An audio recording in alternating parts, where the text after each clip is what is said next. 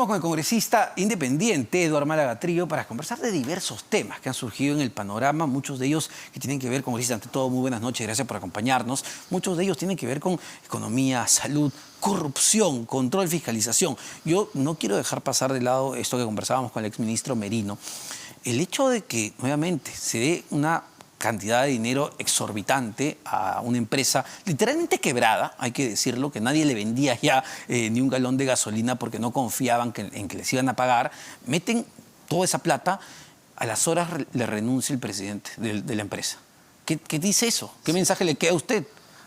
Buenas noches, Omar, y quiero felicitarte. Dicen por ahí que te has tumbado Campodónico, así como Christopher Acosta se tumbó al ministro López. Pero mira, fuera de bromas, esto de Petroperú es un reflejo más de lo que ocurre en todos los sectores del país. Y tener una empresa estatal a pérdida, o sea, ningún economista, ningún experto en hidrocarburos te va a sostener que eso es viable. Y hay un comentario adicional. Más allá de que no sabemos cómo se invierte esta enorme suma de dinero, tenemos también un problema de fondo. O sea, ¿cuál es nuestra política energética de acá a 20, 30, 50 años? Exacto. ¿Por qué invertimos en una energía altamente contaminante, en una norma además que está trazada, que es la Euro 4, el grado de purificación, cuando sabemos, si escuchamos a la ciencia, que el cambio climático nos está haciendo pedazos y que debemos ya dejar de quemar este tipo de hidrocarburos y seguimos apostando por esto? Tenemos el gas como segunda reserva, pero no le apostamos a eso. Tenemos energías renovables, limpias, y seguimos trabajando en función a promesas del petróleo. Y además le invertimos dinero a una empresa corrupta que no tiene viabilidad futura. Entonces yo creo que estamos haciendo todo mal, no solamente en el horizonte inmediato, que es lo que estamos viendo en la noticia, sino en lo que debería estar haciendo nuestro país a futuro, si es que se siguieran la evidencia y la ciencia como base de políticas públicas. Ahora, el otro tema que es sumamente importante también, porque no solo tiene que ver con el control y el manejo de la política sanitaria del país, luego de una pandemia dolorosísima, 216.000 personas que perdieron la vida o más debido a la COVID-19, y bueno, se ha designado a Kelly Portalatino vocera de Perú Libre. ¿Qué mensaje le da a usted esa designación? Es un mensaje meramente político para mí, ¿no? ¿Cómo decides escoger a una persona para tal cartera? ¿Por sus credenciales como médico o por su significado político? Y en este caso, a mí me dice que esto tiene mucho que ver con la moción de vacancia y el miedo que se ha generado, el temor que se ha generado en Palacio de Gobierno a que se pueda destituir al presidente Castillo. Porque nombrar a la vocera de Perú Libre significa un intento desesperado por recaptar o asegurar esos votos de la bancada de Perú Libre, que es una bancada que ciertamente no está contenta con el presidente, te lo van a decir muchos de ellos. Por razones ideológicas quizás van a tratar de apoyar al presidente, pero a la interna hay una fractura enorme. Entonces nombrar a Kelly Portalatino no tiene en realidad un sustento médico, un sustento técnico, científico, pero me parece muchísimo más potente el argumento de que es una maniobra política en un contexto en el cual el presidente ve sus días contados. Ahora, uno podría decir, a favor de la congresista Portalatino, que ella es médico cirujano, entiendo, y me imagino que ha ejercido en su región. Bueno, Condori también era médico cirujano, ejerció en su región, López también, y ¿no le parece departamentos. ¿No le parece que vaya por ahí entonces? Es que no basta ser médico para ser buen ministro de Salud. Necesitarías tener algunas credenciales un poco más de peso, sobre todo en el país más golpeado por la pandemia en todo el mundo. Y nombras a un médico, que, bueno, happens to be, es un médico, pero además lo más importante, insisto, es el tema político, ¿no? Si buscáramos médicos de gran renombre, de gran prestigio y de trayectoria intachable, sobre todo internacional, los hay muchísimos más. Este no es el perfil. Un experto, una experta en salud pública, que tenga manejo de proyectos internacionales, que investigue, que publique, en fin, la visión del señor Cerrón probablemente, porque ni siquiera es la del señor Castillo, parece obedecer a un interés de poner una cara que refleje una mirada regional, alguien que conozca la realidad de los pueblos, que está bien, pero en un país, como te digo, que ha sufrido de esta manera por una pandemia, necesitas una visión de estadista en salud. No un médico de aldea, no un médico de región o de provincia, con todo el respeto que les tengo, pero necesitas alguien que mire hacia afuera, que tenga la capacidad de atender esos puentes y ese nivel de gestión. Es decir, desde su punto de vista, congresista, el Ministerio de Salud está capturado por el cerronismo, ni siquiera por Perú Libre, está capturado por Vladimir Cerrón. Lo sabemos, eso nos consta. Desde los nombramientos anteriores, todos han sido básicamente una entrega al señor Cerrón. Y qué lástima realmente, debo decir, que Perú Libre venda sus votos por tan poco, ¿no? Por un ministerio también tan corrupto, un ministerio que no ha dado la talla y donde están poniendo a una ministra que, bueno, vamos a darle el beneficio de la duda, pero yo dudo que realmente pueda resolver buena parte de los problemas que nos aquejan. He estado, perdóname, sí, hace una semana en representación en Cusco, esta semana he estado en Arequipa y el estado de los hospitales, ni qué decirte de los de Lima, pero ándate a regiones, es sí. terrible. Es terrible, o sea, los servicios de emergencia están atiborrados de gente, no reciben citas en meses, no hay médicos, les pagan por RH, recibos por honorarios, no los pasan acá, duran 3 o 4 meses y se van. Es decir, no hay ambulancias. ¿Cómo piensa la señora Portalatino resolver estos problemas? ¿Nos ha dado un plan, una visión de cómo va a aceptar el tema de salud? ¿O va a ser una vocera más como el señor Salas, como el señor Chero? ¿No es cierto? Claro, quizá Kelly Portalatino dirá, bueno, yo acabo de ingresar, pero uno preguntaría más bien, ¿cuál ha sido la visión para mejorar el sector salud en al menos este poco más de un año del gobierno de Pedro Castillo, ¿no? Entendiendo, digamos, todo lo que nos dejó la pandemia. Claro, no creo que sea capaz de hacer una defensa de las políticas de salud de sus antecesores en este gobierno. Y yo espero realmente, o sea, no es que le deseo mal, no podemos desearle mal a nadie que esté en el gobierno, pero yo espero que sea capaz de plantearnos por lo menos 3, 4 lineamientos, retomar el tema urgente del primer nivel de atención que tanto se habló durante las elecciones, que sigue pues en descuido, ¿no es cierto? La reglamentación de leyes que está pendiente, la ley de 4 patas, la ley del cannabis, el tema de la atención de los pacientes con enfermedades raras y huérfanas que siguen esperando a que se les facilite el acceso a medicinas, el tratamiento. Hay muchos problemas. ¿Y qué decir de las regiones, ¿no? Vuelvo a Cusco. En Cusco, en Acomayo, en Cuñotamo, Rondocan, que están solamente a 50 kilómetros de la ciudad de Cusco, llegas en 2 horas y media por trocha. Y ahí no solamente hay apenas una escuela primaria, en cada una de estas comunidades muchas veces no encuentran postas. Si alguien tiene un infarto o una emergencia, probablemente se muere porque no llega a 50 kilómetros que está en Cusco. Las mujeres gestantes, señora Portalatino, las señoras gestantes en Cusco caminan 2, 3 horas para hacerse atender, para hacerse controlar. Hay violencia doméstica, no hay ayuda psicológica. Todo esto tiene que ver con la presencia del MINSA o la ausencia del MINSA en las regiones del país. Sin embargo, entendemos que, volviendo al tema político, dado que usted es uno de los principales promotores de la vacancia, incluso vamos ya contando cuántas firmas de congresistas tenemos hasta el momento, esta jugada entonces, para resumir, justamente evita eso, evita que esos 16 votos de Perú Libre vayan a sumar al cargamontón de firmas. Yo no sé si lo evite, Omar, pero lo están intentando. Y es importante decir que esta moción de vacancia va a paso lento, pero seguro. Se va cocinando a fuego lento. Lo importante, y lo dije hace 2, 3 meses, la última vez que hablamos, porque siempre me preguntan, ¿ya tienen los votos? Y yo digo, no, los votos no se tienen, los votos se obtienen. Y la evidencia, el peso de la evidencia de las investigaciones fiscales, más la difusión de la moción, que cada vez más gente la va leyendo y va entendiendo que esta moción no es ideológica. Tú lees la moción, no hay un ápice de ideología, todos son hechos objetivos. Claro, 190 elementos de convicción. Además, la denuncia de la fiscal. Y esa denuncia también se ha sumado. Tenemos ahora 4 argumentos. El cuarto es este, de haber pisoteado un poder del Estado, haber violado la separación de poderes, corrompiendo congresistas para lograr sus objetivos. Sin embargo, ¿no le da la impresión que más bien a partir de la denuncia de la Fiscal de la Nación, incluso los informes que usted viene recapitulando y presentando, que la posición de los congresistas que apoyan al presidente de la República es más férrea? Es decir, ¿han decidido apoyarlo con más fuerza? Esos son algunos casos, yo no generalizaría. Y de hecho, me parece que también te comenté hace unas semanas que el ambiente al interior del Palacio Legislativo, en los pasillos, por así decirlo, va cambiando, ¿no? Aquellos que dudaban están hoy más seguros. Por darte un ejemplo, mis ex colegas del grupo parlamentario Susel y Flor ya decidieron su apoyo, tenían sus dudas, pero ya lo decidieron también. Ya le han comunicado que abiertamente ellos votarían por la vacancia. Así es. Y además, aquellos que, como dices tú, defendían férreamente al presidente, ya tienen grietas en sus argumentos, ya te dicen, bueno, efectivamente esto es preocupante, ya saben que hay un esquema de corrupción ahí adentro y como digo, yo insisto en que es un tema de tener paciencia, trabajar con estrategia, porque es una bala muy preciosa, Omar. Sí, claro. O sea, esa moción de vacancia es una bala muy preciosa, no se puede disparar en cualquier momento. Y en ese sentido, ¿no? Llama la atención una investigación que sacó Perú 21 que tiene que ver con esto, con el hecho de que familiares de congresistas alineados con esta posición no vacancia tengan contratos con el Estado. Claro. Es decir, a ver, ¿qué pasa ahí? Y si se debe investigar o no a fondo estos contratos. Qué vergüenza que nuestros políticos, hay que hablar de toda la clase política, vendan sus apoyos por tan poco, ¿no? Que los vendan siquiera. O sea, no son apoyos por principios, no son ese apoyo ideológico al hombre del Ande, al maestro pobre, o si quieres a la izquierda, por último.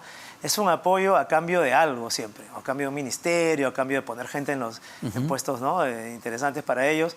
Entonces, sí, se justifica pues el que se vayan todos, obviamente, pero yo debo insistir, desde el Congreso tenemos la obligación moral, política, si lo quieres, cívica, de hacer el control político que tengamos que hacer mientras estemos en el cargo. Y por eso, insisto yo, y voy a seguir insistiendo, la moción de vacancia es el mecanismo constitucionalmente más limpio, menos traumático, comparado, por ejemplo, al tema de la suspensión o la denuncia constitucional, que requieren un tratamiento más interpretativo, ¿no? Se van a poner a discutir, van a llevarlo al TC, y eso hacia afuera da la imagen de que el Congreso pareciera estar desesperado por sacar a Castillo, mientras que la cuestión de la moción de vacancia ya está clara, ya está clarísima. El tema son obviamente los votos que los estamos trabajando. Y no es, a veces me pongo a pensar, ¿no? Que la resistencia dentro del Parlamento es también, valgan verdades, en muchísimos casos porque no quieren irse. Es decir, han ganado, quieren quedarse hasta el 2026 y no están dispuestos a perder esas parcelas de poder. Y vacar al presidente Castillo para un grupo significa también, porque así lo dice la oposición, vacar o sacar a Dina Boluarte. Entonces, quizá en la percepción dicen, claro, ellos quieren sacar a Castillo y sacar a Dina para ellos quedarse en el poder y no les vamos a dar el gusto. Más allá de las denuncias de Castillo y Dina Boluarte, ¿no? Yo creo que es una mezcla de todo. No, o sea, reducir el problema a que se quieren quedar por el cheque, por la paga, es un argumento muy, perdóname, muy populista, vende fácilmente, no todo el mundo se agarra, claro, es porque quieren el gran sueldo. Pero ¿no cree que hay mucho de eso también? Hay algo de eso. Hay algo de eso, pero yo no generalizaría. Son 130 congresistas, Omar. Es un poco irresponsable hablar de los 130 así. Bueno, hay otros que por ideología van a seguir siempre apoyando, porque se ciegan y creen que esa es la única ideología y que no hay otra.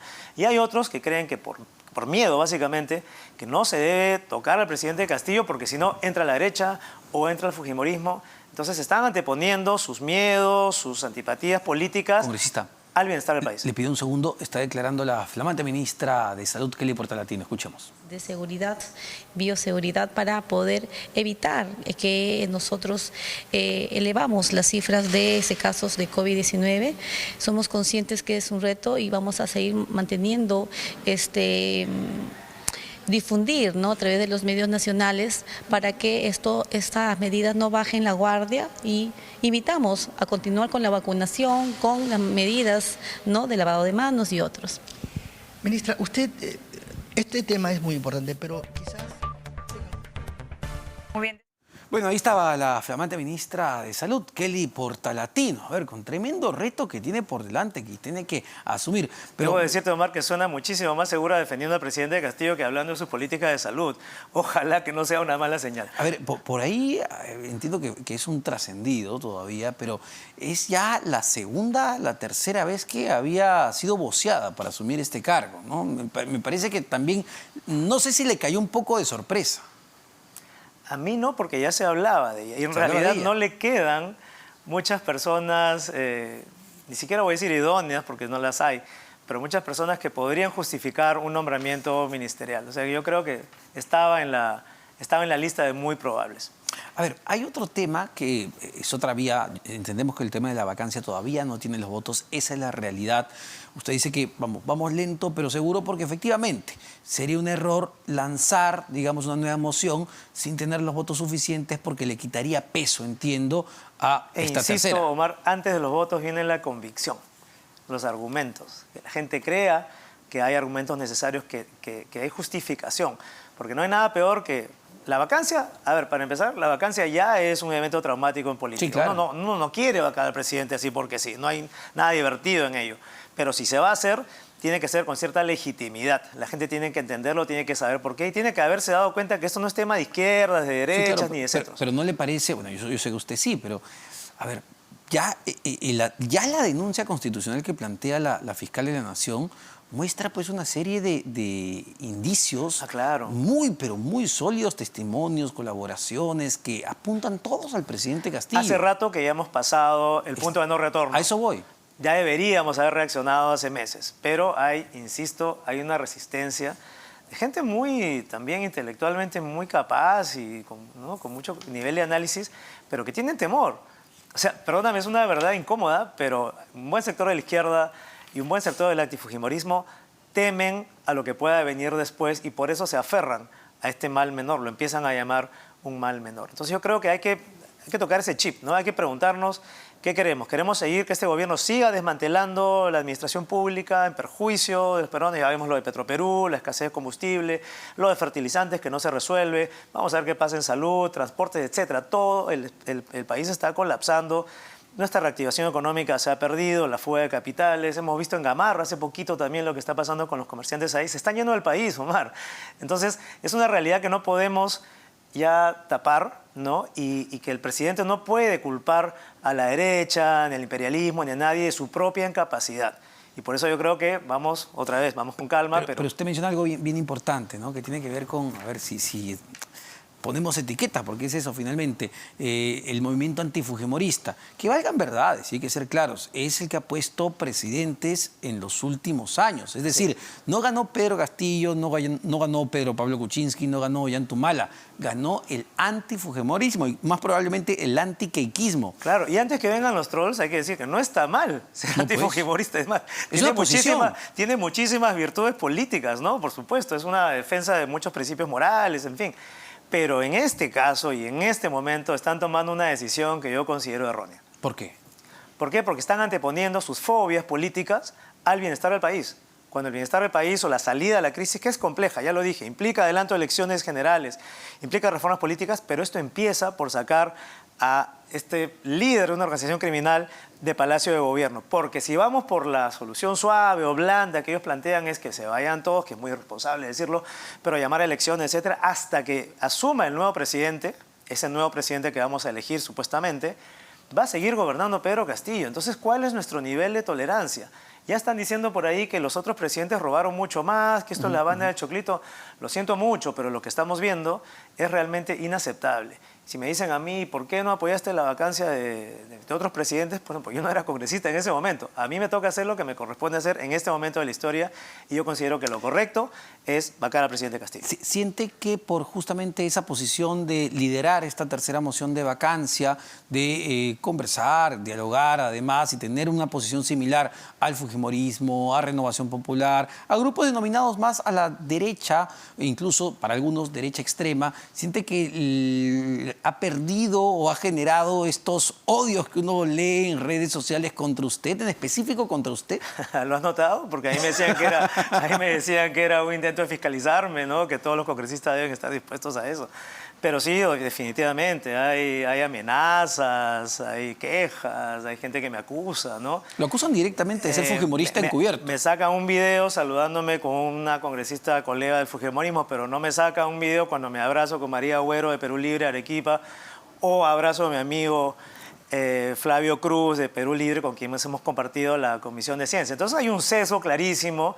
Además, cuando sales a declarar alguna cosa sobre la moción de vacancia, intentan ridiculizarte, intentan atacarte. Es parte de la política, Omar, hay que aceptarlo, no es fácil.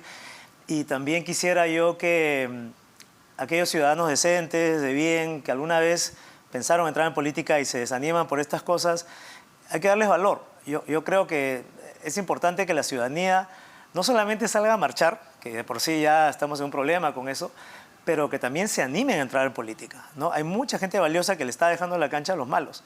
Y creo que parte de la lucha es esa, de que cambiemos ese chip, de que el país es de todos, y que esta solución, es muy fácil quejarse, Omar, es muy fácil decir, los congresistas no sirven, que se vayan todos, el X de Palacio, ¿no? Pero ¿qué estamos haciendo? Ustedes están haciendo un buen trabajo desde la prensa, creo yo, más o menos, siempre hay bemoles ¿no? y sostenidos, en la política también, nos está yendo mucho peor que antes, pero creo que la ciudadanía necesita sentir que es parte de la solución.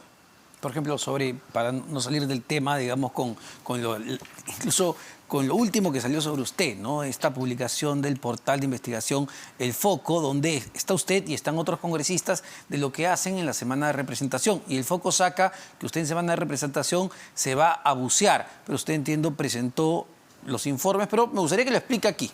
¿Qué sucedió ahí? Vamos a empezar por quién lee El Foco. Pero bueno, es un portal de investigación. El director del Foco, si te vas a ver, hace capturas de todos sus tweets, las veces que me ha insultado, me ha nombrado cosas. Es obvio que hay una inquina, no me estoy victimizando, eso son hechos concretos.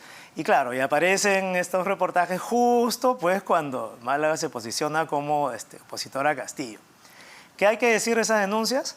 Que he hecho cientos de actividades de fiscalización marina, he ido a acantilados, a playas, me he subido al Mar Edórico, he hablado con los pescadores, he ido a bucear a varias localidades justamente a controlar lo que está pasando con la contaminación y con otros temas. Pero se agarran de un informe y rebuscan algo que parece que ellos los pueden tornar en una actividad de paseo. Dime tú, ¿quién se va a bucear a la bahía de Pucusana por placer, que está llena de chatarra y de basura? Quisiera que me acompañen ellos y a ver si lo sobreviven. Y aquí es importante quizá aclarar, porque muchos lo ubican usted como el científico, pero creo que es importante especificar, digamos, cuál es su especialidad y por qué usted bucea. Vale. Soy biólogo, soy neurobiólogo, pero además, como biólogo, es parte de la bandera defender el tema de la biodiversidad. Y cuando tienes una bahía contaminada, como Pucusana, lo que vas a perder ahí es la calidad de la vida silvestre. Quienes tienen suficiente edad para recordar sabrán que en la bahía de Pucusana había lobos marinos, había delfines, había tortugas. Estos han desaparecido. Esto no es trivial, es un fenómeno que se extiende a toda la costa. ¿Y por qué es? Porque la bahía de Pucusana se ha convertido básicamente en un estacionamiento de botes de pescadores. Esto ha alterado la calidad de la fauna, la calidad de vida, y no hemos ido ahí tampoco a bucear porque nos interesaba pasearnos en bote. Hemos ido porque nos han llamado los ciudadanos, los colectivos, la alcaldesa, en fin, diferentes organizaciones que les parecía importante que un congresista se acerque y fiscalice. ¿Cuántos congresistas bucean? Tenía entendido que hasta ahora ninguno, pues yo asumí ese reto, me metí a bucear, he comprobado que efectivamente dentro de la bahía la vida está depredada, bueno, y además, fuera de la bahía sí existe. Y además entiendo que presentó un informe sobre lo verificado. Informe, además, pedido de información a los ministerios que corresponden, que deberían estar fiscalizando. Entonces es parte normal del trabajo de fiscalización. Nadie pues me ha criticado cuando he ido a ver Cuelap, por ejemplo, cuando se derrumbó Cuelap, y ninguno de los congresistas de Amazonas estuvo presente. Pero no me han dicho, Málaga se fue a pasear a Cuelap, ¿no? Obviamente es parte de nuestra labor. Y también otro punto que me parece importante, y gracias Omar por permitirme esta aclaración, es que la fiscalización y la representación no siempre son territoriales, es una manera de abordarlo. Yo puedo fiscalizar y representar solamente en mi región, pero muchos temas, como los que yo priorizo, que son, por ejemplo, ciencia, cultura, salud, medio ambiente y cambio climático, son problemáticas transversales, que no solamente existen en Lima, en Arequipa, en Cusco, en Madre de Dios, sino que están representadas en todo el país. Por ejemplo, ya para cerrar, salud. Si yo quiero ver el estado de los hospitales, de la atención médica, ¿debería solamente basar mi juicio en lo que ocurre en Lima o debería tener una idea qué pasa también en regiones? Porque el día que nosotros hacemos una ley para el sector salud, tenemos que estar informados de cómo está la situación a nivel nacional. Entonces, si uno va a ver hospitales, he estado ahorita en Arequipa, hace un mes en Cusco, no lo hace por pasearse, lo hace por saber cuál es la realidad. Es responsabilidad de un congresista que es congresista para todos los peruanos. Pero o sea, volviendo al tema de estos reportajes, sí, no es más que ruido. Pero ¿cree que hizo bien al bloquear, por ejemplo, a los reporteros, periodistas del Foco? Porque igual, finalmente, es un funcionario público y tiene que ser transparente y su cuenta tendría que ser pública. Esa es mi cuenta personal. La cuenta oficial está abierta a todo el mundo, le da like a todo el mundo y publica todo y acepta todo. Bueno, entonces, para volver al tema de la vacancia, porque tiene que ver justamente con esto, ¿usted cree que esto... No me van a doblegar. Vamos a ver. Pero es parte de Vizcarra, ¿verdad la frase? Así es. Ya la asumió Pedro Castillo, se la ha copiado. También dice, no me van a doblegar. Esto está de moda, parece. Pero bueno, entonces, ¿cree que esto es una campaña de desdibujar, desacreditar a quien en este momento es la cara visible de la vacancia contra Pedro Castillo? Me parece... Latino ya ha dicho claramente que Perú Libre no tiene ninguna cuota en el gabinete. Pero bueno, ella era la vocera de Perú Libre y está en el gabinete. Sin embargo, quería terminar con el congresista Málaga Trillo. A ver, nuevamente, la vacancia va lento, entiendo, tienen 60 firmas, pero... Que es un récord. Que es un récord. Nunca hubo 60 firmas. Necesitan 87, es Votos. verdad, ¿no? Necesitan 87, pero ¿cree que vaya por ahí? ¿Cree que este problema realmente se vaya a solucionar en el corto plazo? Porque, insisto, lo que ya se ha presentado es bastante grave. Y lo que piden algunos son audios, videos, literalmente viendo a Castillo quizá como lo hacía Montesinos en los 90, Claro, entregando claro. fajos de Eso dinero. es imposible, prácticamente. Exacto. ¿Cree que esto se termine de resolver pronto o ve que el panorama todavía es largo? Yo creo que es largo y no quiero pecar de optimista. Yo creo que tenemos que ser conscientes que no vamos a salir de la crisis política con una elección adelantada, sino probablemente en 2 periodos más mínimo. Hay que estabilizar el país, hay que recuperar la economía, hay que devolverle la confianza a los actores internacionales, hay que devolverle la capacidad de gestión a cada ministerio donde se ha desmantelado. O sea, la cantidad de empleados públicos que no cumplen perfiles y que destrozan la administración pública es enorme. Todo eso va a costar mucho tiempo, más allá de que adelantemos las elecciones y saquemos a Castillo. Yo creo que es muy importante tomar en cuenta esto, que no solamente es lo político, sino es la recuperación del país. Perfecto, congresista. Muchísimas gracias por esta entrevista. Eduardo Málaga Trillo, congresista independiente. Vamos rápidamente a una pausa. Venimos para conversar con el exministro de Salud, Óscar Ugarte, sobre esta reciente designación.